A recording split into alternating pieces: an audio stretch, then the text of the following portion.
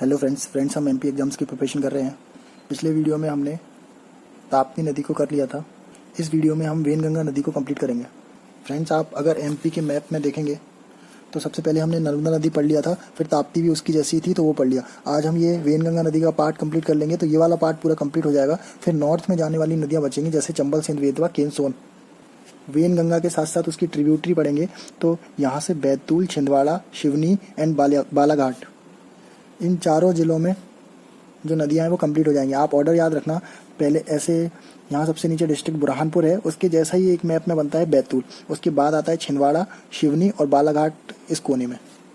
तो फ्रेंड, मैं video pause करके बैतूल से लेके बालाघाट तक 4 ज़िले बना लेता हूँ। फ्रेंड्स, ये हमने ज़िले बना लिए हैं। ये सबसे लोएस्ट बुरहानपुर है, समझाने के लिए ऐसे बना दिया। ये बैतूल है। फ्रेंड, जो बैतूल शहर है वो ये पॉइंट जो मैंने लोकेट किए हैं ये शहर के ही पॉइंट हैं। ये छिंदवाड़ा है, ये वाला ज़िला छिंदवाड़ा है। ये शिवनी है, ये वाला ज़िला, एंड ये वाला ज़िला बालाघाट है। अगर आप एमपी के मैप में पूरे मैप में देखना चाहें तो आप ऐसे देख सकते हैं, बैतूल, छिंदवाड़ा, शिवनी, बालाघाट। ओके। तो फ्रेंड्स, वेनगंगा नदी, ये जो शिवनी ज़िला है इसके बगल में एक गांव है मुंडारा गांव, वहाँ से ऊपर जाती है। नॉर्थ में जाके ये शिवनी में ही एक जगह है, वहाँ पर ईस्ट पूर्व की साइड मुड़ जाती है। ये है भीमगढ़ डैम। उसके बाद ये शिवनी बालाघाट की बाउंड्री पर पहुंचती है और साउथ डायरेक्शन में आ जाती है। तो फ्रेंड्स, ये इतनी छोटी सी जगह में ये सबसे पहले नॉर्थ गई, फिर ईस्ट गई, फिर साउथ गई। ये काफ़ी मुड़ रही है, तो इससे हमें एक पॉइंट याद हो जाता है। फर्स्ट पॉइंट, ये मुडारा गांव से निकल रही है। ये बार बार मुड़ रही है, इससे हमें ये पॉइंट याद हो जाता है, ये मुडारा गांव से निकल रही है, डिस्ट्रिक्ट सिवनी। अब आपके मन में डाउट आ रहा होगा कि हमें तो वेनगंगा ऐसे पढ़ना है, सीधे जाना है। ये हमने रफली बनाया था वेनगंगा, लेकिन इसके ओरिजिन के बाद ये ऊपर जाती है, फिर ईस्ट में जाती है। ये आखिरकार ऊपर क्यों गई? क्योंकि सेकंड नंबर पर है भीमगढ़ डैम। तो आप ऐसे याद कर लो, ऐसे लोग जो समाज से पिछड़े हुए हैं तो उनको पानी देने के लिए ये नदी उल्टी ही चली गई। तो इससे याद रहेगा, सेकंड पर है भीमगढ़ डैम। इन लोगों को, भीम लोगों को काफ़ी मुश्किलों का सामना करना पड़ता है। उन लोगों की आधी लाइफ कीचड़ में ही चली जाती है। तो आप इससे याद रखना, कीचड़ डैम है ये भीमगढ़ डैम। इसका नया नाम संजय सरोवर डैम रख दिया है।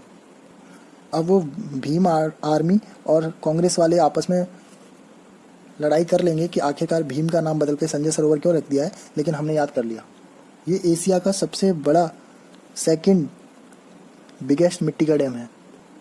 छपारा गांव में है, 1970 में बना था। एमपी एंड महाराष्ट्र की संयुक्त परियोजना।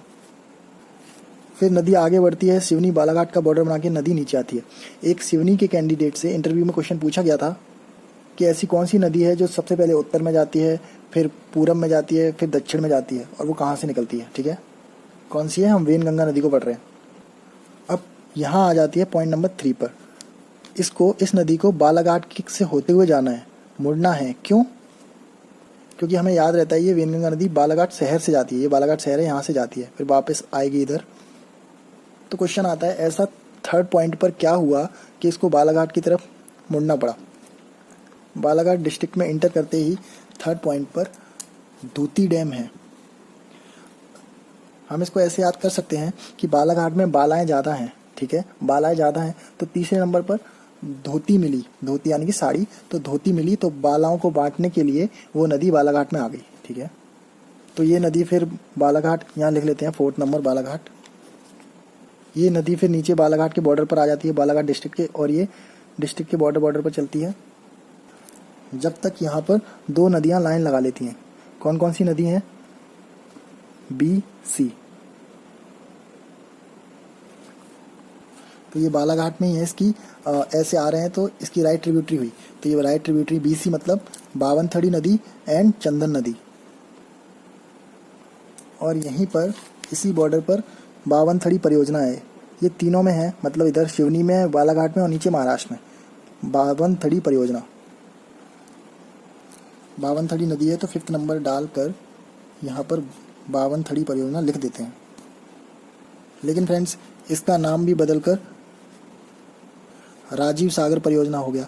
मतलब भीमगढ़ डैम संजय सरोवर ने ले लिया, कांग्रेस के बड़े बेटे ने, और बावनथड़ी उनके छोटे बेटे राजीव सागर परियोजना। ये 1975 से बन रही थी, 2004 तक बन पाई है। फ्रेंड्स, यहाँ से जब ये वेन गंगा नदी जा रही थी तो इस बॉर्डर से निकलते हुए बाघ नदी भी आई थी, तो ये याद रखना।